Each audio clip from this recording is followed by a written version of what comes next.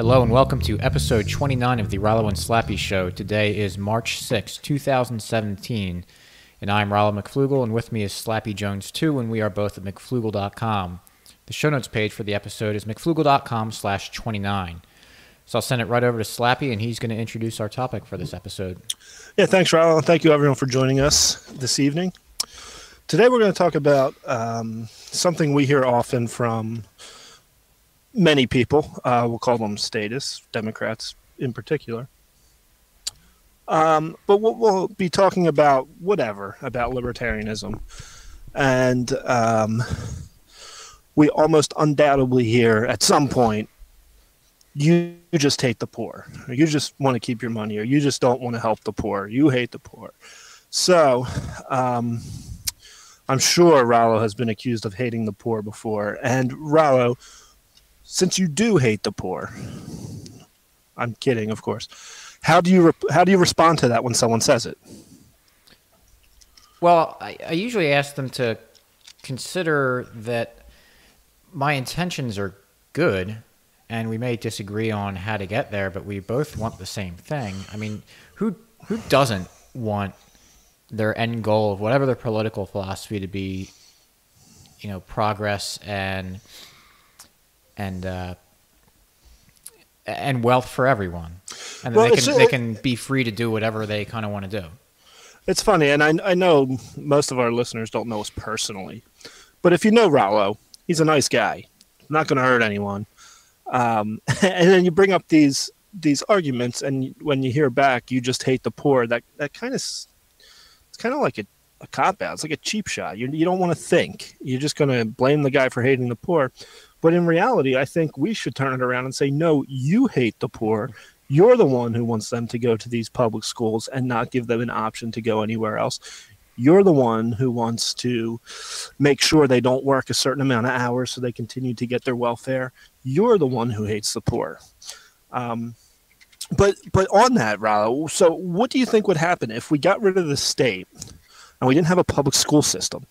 Because in fairness to these people who haven't ever thought of a stateless society, I could see how that would be something that would be a concern. Like you're talking about getting rid of the government. Well, these people can't afford to go to, whatever prep school is in the area, whatever private school. So what, you just want to let them live on the streets? We're not going to have a mandate for them to go to school, so you're just going to let them go and just deal drugs their whole life, or what? I mean, how do you handle that? Right. Well, it's the same argument that's been used for hundreds of years. I mean, Frederick Bastiat wrote about it, where in the law, where he said, when the socialists say that we want to do away with education because we want to get rid of the public schools, no, that's absurd. I'm paraphrasing what he's saying, but that's not the case. We just want the state out of the way so the market can do a better job of it. That's why we support the market over the state, because we believe that the market always outstrips the state and always produces a better product. And it's great because the market produces a product that is stratified in quality and price, so you can get what you want at the price point that you need it at. So, yeah, I mean, if we did away with public schools, not everyone would be able to go to Harvard, but, not everyone necessarily needs to go to Harvard. And not everyone can go to Harvard today anyway. Right. But and how do we know? How do we know that this model of schooling, where you go and sit there all day from first grade through 12th grade, or your 16-year-old, whatever the mandate is, how do we know that's the best way to educate someone? And it probably isn't, right? Would you agree with that? Yeah, and if you look at any other industry or market, over time it evolves and it innovates, and it's not what it was 5, 10, 50 years ago. But if you look at the education system, particularly the public school system, how much has it changed? I mean, there's minor stuff here and there, but I mean, yeah, it's I think that it's not that's just the nature of it. I think if you look at the fact that it's the states in charge of it, that's why nothing's really changed. And you can look at that with any industry that's socialized. Another thing I think, and not to go too far into schools today, but I kind of think it's funny if we were to open up a textbook from the 1950s in Moscow and read a translation of their textbooks, we'd probably laugh at it. and say how ridiculous it is that these people believe the stuff the government was telling them to believe. Like, how stupid are they? Ha ha ha. We're so smart.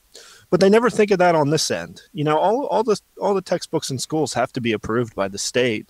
If it was a big business like Microsoft or Apple or Google or Walmart running the schools, no one would trust. No one would say, "Oh yeah, I trust Walmart to educate me." They're probably going to say, "Walmart's making us into consumers," or whatever. Well, it's making us employees. Have you ever seen the Lego movie? I have not. It's actually very good. And there's the one point where, to give a synopsis for those who haven't seen it real quick, the main character is talking. There's this President Business is the kind of the ruler, the king of the Legoland, and his company Octan is basically controls everything. And the main character, who's kind of a knucklehead, is going like, "What do you mean? President Business is great, and Octan, the company's great. They give us, you know, this and this and this." And then he mentions the textbooks and the voting machines. And then he goes, "Wait a second." And then someone distracts him real quick, so he stops thinking about it. But yeah, it's we can laugh at that, and we'll watch that movie, and everyone will laugh. So that's a great joke, but not realize that, yeah, that's actually what's happening right now. It may not be that obvious, but like you said, when the state approves the textbooks and what you learn, it's controlling the education. Right. Is it coincidence that pretty much everyone left and right would have Abraham Lincoln in their top 1 or 2 or 3 presidents of all time? Right. Yeah. I mean, that just seems like maybe they're teaching him to be a good guy. Right. But on other topics, what about food stamps? I mean, you have people not making a lot of money, single mothers with sometimes multiple kids, and the father ran out on them. It's not her fault, you know, maybe, sure. But no, you know, yeah. So yeah, I mean, but what do you do with them? You can't just have them starve on the streets.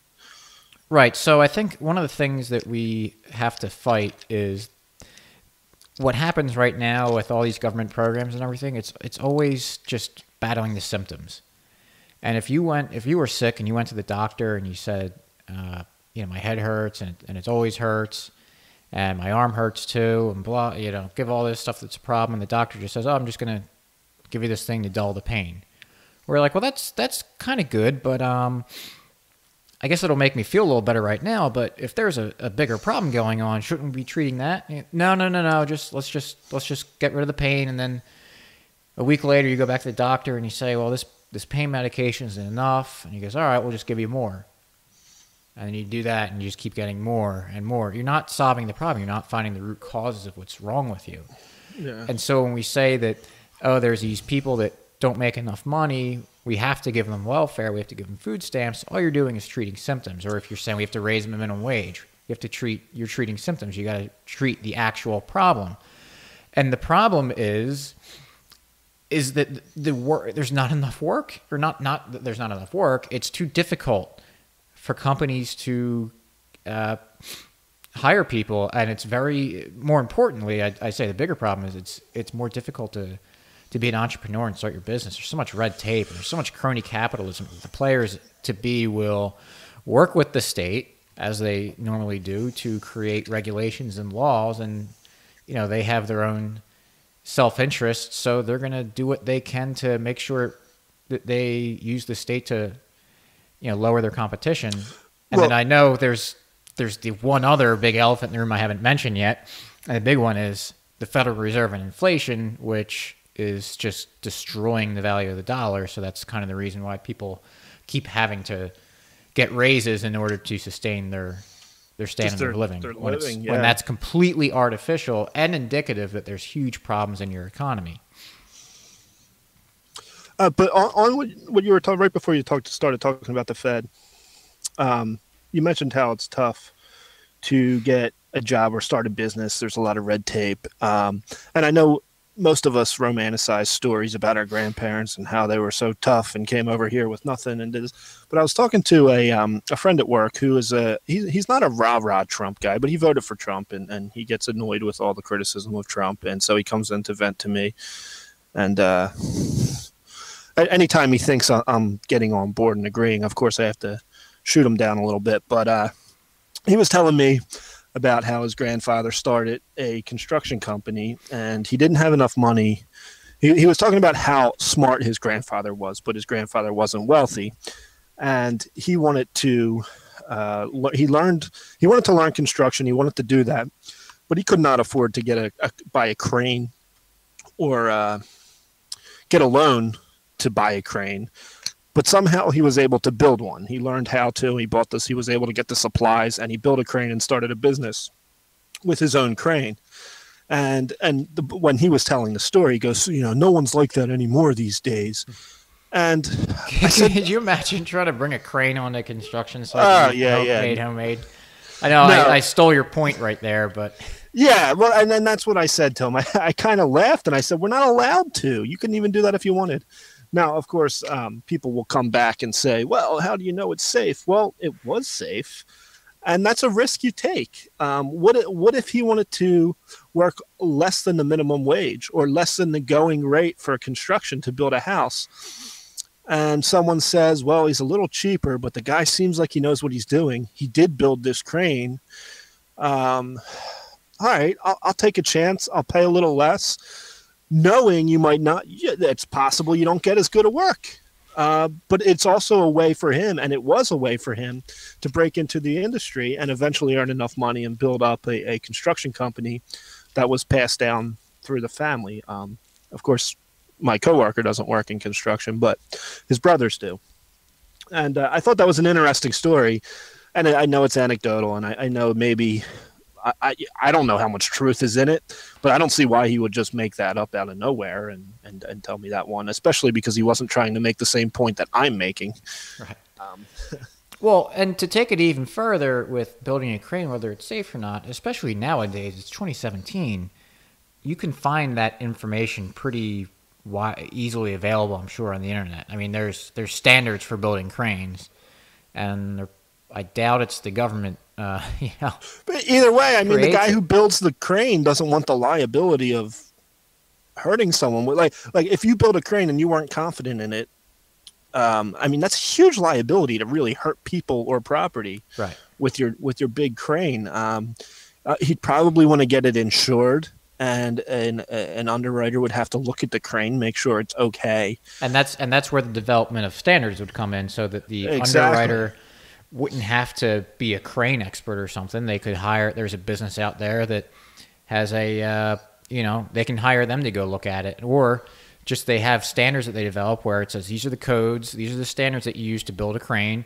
If you build your crane this way, you earn this certificate, which says that this crane isn't going to break if it's used in the correct way. I mean, I work at an oil refinery. That's how ASME works. That's the main standard for pressure vessels. Right, and the point of bringing up the insurance is just to show how regulation could work in a free market. Right. Because he could take an uninsured crane to his construction site, but he is liable for whatever happens to it. But what insurance does is transfer the risk to the insurance carrier. And so if he wants to be insured, if someone wants to, I use this in quotes, take the bet that nothing will happen, they want to make sure that the crane is safe. So that's what Rollo was saying about the standards. An underwriter might say, okay, he built it with X standard. That means here's your premium. This is how much you're going to pay. This is how much we'll pay you if something happens. And you're also liable for any damages, or we're liable, or however they want to form the contract.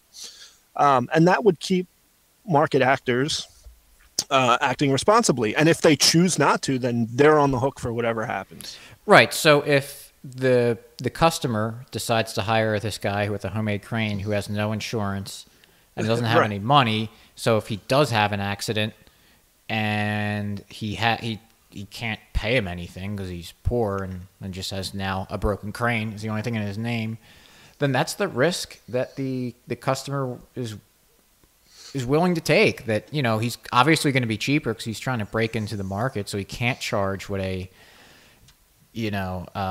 approved by whomever. Yeah. who has some goodwill to their name, has done a good job over a long period of time. But this also shows how those people who build up their big companies would want the government to regulate and not allow competition to undercut them.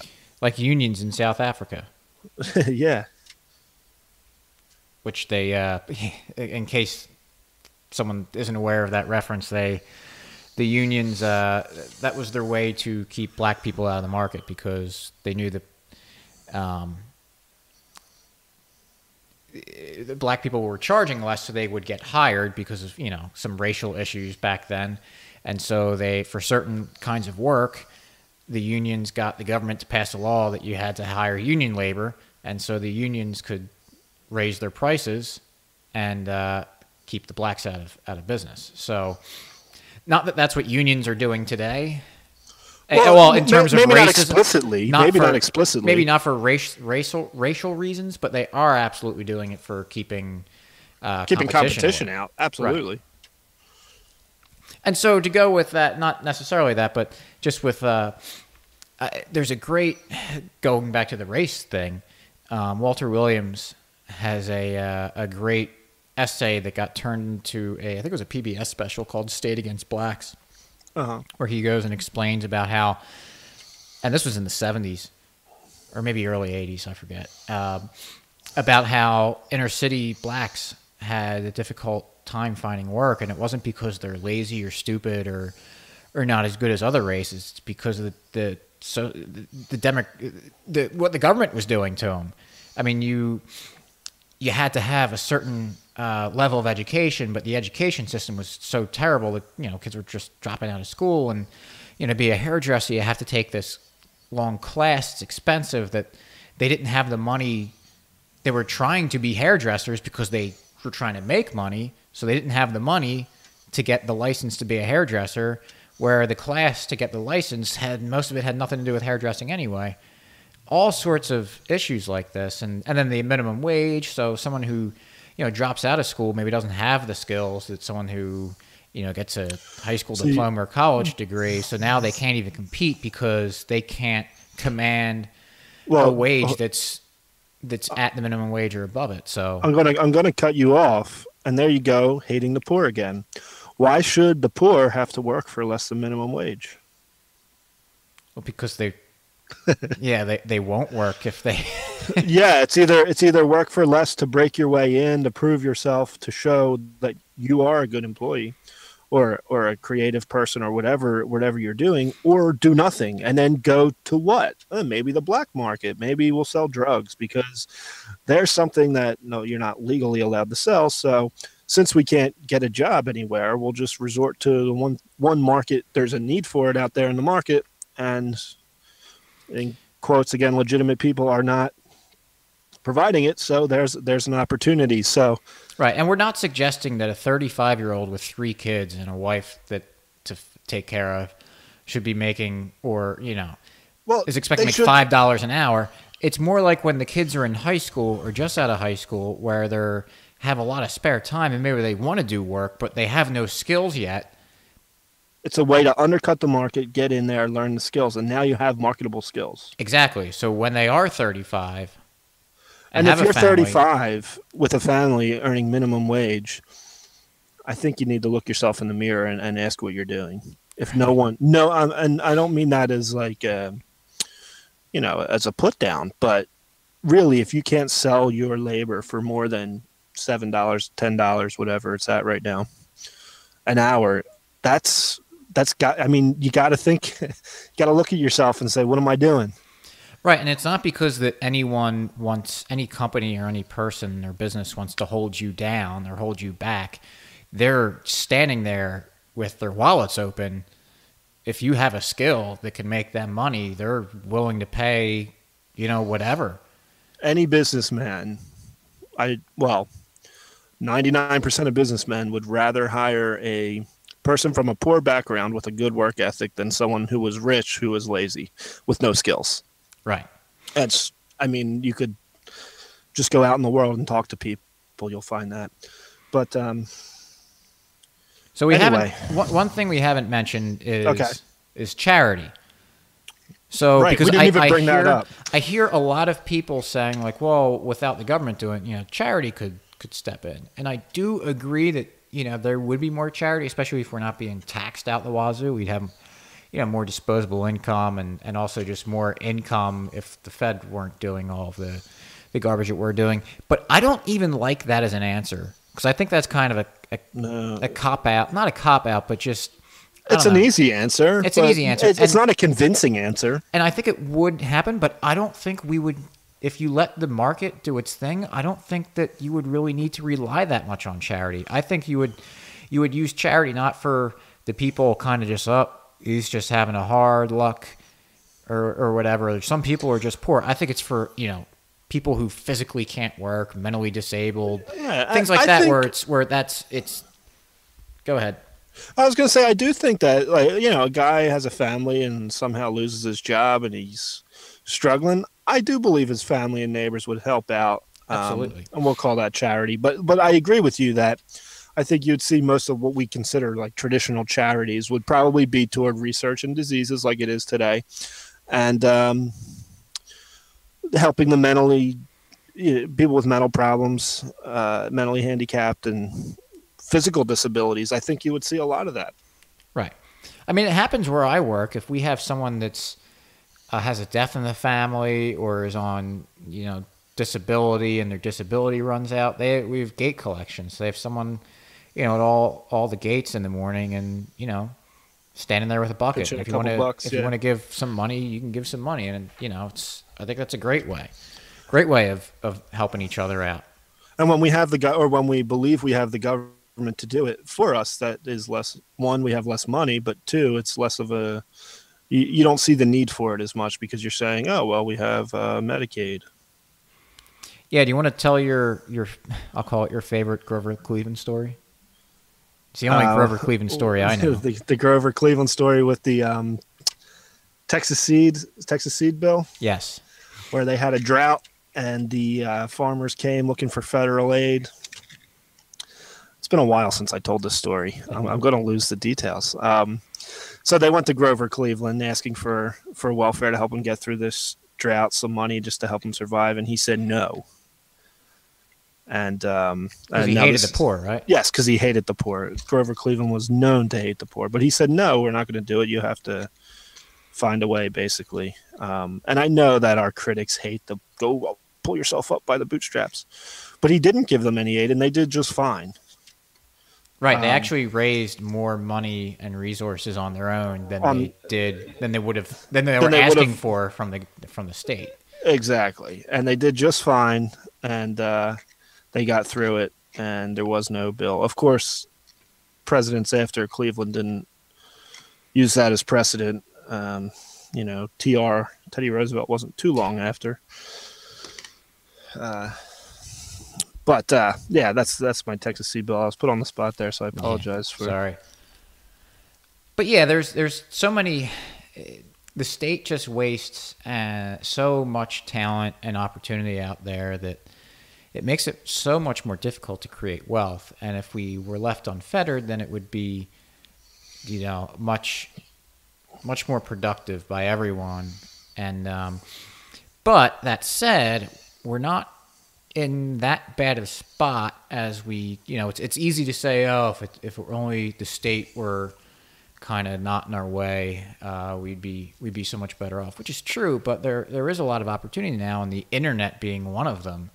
If you're not on the Tom Woods email list, either through TomWoods.com or HappyEarner.com, then do yourself a favor and get on it, because he is all about internet entrepreneurship and the opportunities that are there for it.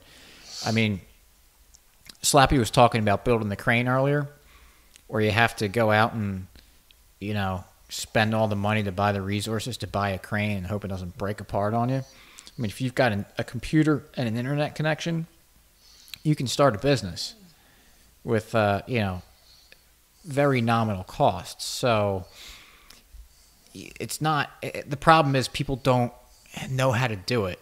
And, it's, we see it as the internet. It's funny. The internet is still at a stage where everyone thinks it's like a scam. Everything, like any money making opportunity comes up is, oh, that must be a scam, or that guy must be skeevy. And that absolutely exists out there. You gotta be careful, but it's there's huge opportunity, and that's really the power of the market, because as bad and awful as the state is at just destroying opportunity, it still is creating just opportunity after opportunity after opportunity, despite being so held back and chained down by the laws and regulations of the state. So there is hope, even and it is happening, because the pictures have been popular showing the charts with global poverty rates have been dropping. And that's obvious. If you just look at our country, and even the people who are not as well off here are certainly doing better than the people who were poor 10 years ago, and 20 and 30. If you go back to the 70s and look at the poor back then compared to the poor today. Right.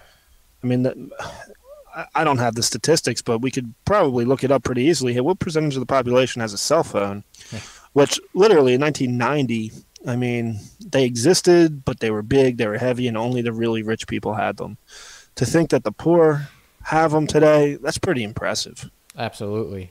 I mean, yeah, so global poverty rates are going down, literacy's going up. What was the other metric I saw that was but yeah, regardless of what the exact metric is, it's getting better. So I think we thank the market for that, and voluntary transactions, and not the state. Yeah, and we can have that conversation another day. Maybe we'll do that next week. Yeah. So I think that wraps up our discussion on, does Rollo hate the poor? Yeah. The answer would be no. Oh. But so how about for a free market story, market success story? This one is going to sound, it may not sound that impressive on the surface, because we all walk in the supermarkets probably at least once a week, unless you do your shopping for the month or whatever. But we've all been there. We've all walked up and down the aisles. And I noticed this last week. I was buying some bottled water because, you can't get that anywhere. Water falls from the sky, literally. And we get it all running to our houses. But you can still buy it bottled pretty cheap. But right next to the water I was buying was some mineral water from France, and right next to that was mineral water from Italy. And it was about $1.50 a bottle. You probably buy 20 of them at a time or whatever it was. But just looking at that is pretty amazing. Here in southeastern Pennsylvania, in a suburban supermarket, we have bottled water from Italy and France right next to each other for $1.50. And might not sound that impressive on the surface, but that means someone was at a spring in Italy bottling the water, or machines were doing it. They shipped it on a plane, got it to wherever it had to go, put it on a truck, and brought it to the supermarket in my neighborhood, put it on the shelf, and I can buy it for $1.50. And that's just incredible to me. And the market does that. If you just walk up and down the aisles of your store, you'll see things from all over the world pretty cheap. And the guy at that spring, his intention was not to deliver Slappy Jones in southeastern Pennsylvania a bottle of water. Neither were the guys who were either on the plane, on the ship, or on the truck. They probably had no idea where it was going. Exactly. They probably didn't care either. But it made its way there. It just got there somehow. No one had to say, hey, Vinny, go bottle this water. We're sending it over to Pennsylvania. It just happened. I'm sure the guy's name in Italy is Vinny. Probably. That or Sal. Yeah. So, I think that about wraps it up before we offend anyone with our Italian names. Yeah, I married an Italian. It's okay. I'm Italian too, so I'll forgive you. Thanks.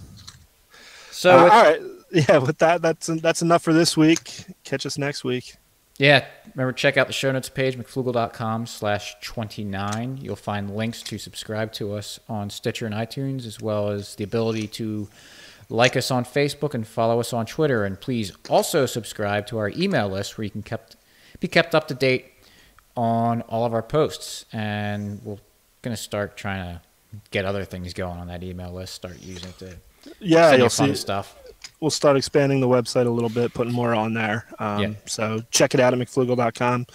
And if you have any friends, you have conversations with them, and they kind of seem interested, direct them to our show. We like to target this toward people who are just learning about liberty. And if you're already a libertarian, you like it, I think we come up with some pretty good ideas for you too. Absolutely. So with that, we'll see you next week. Thanks for listening. Thank you. Peace.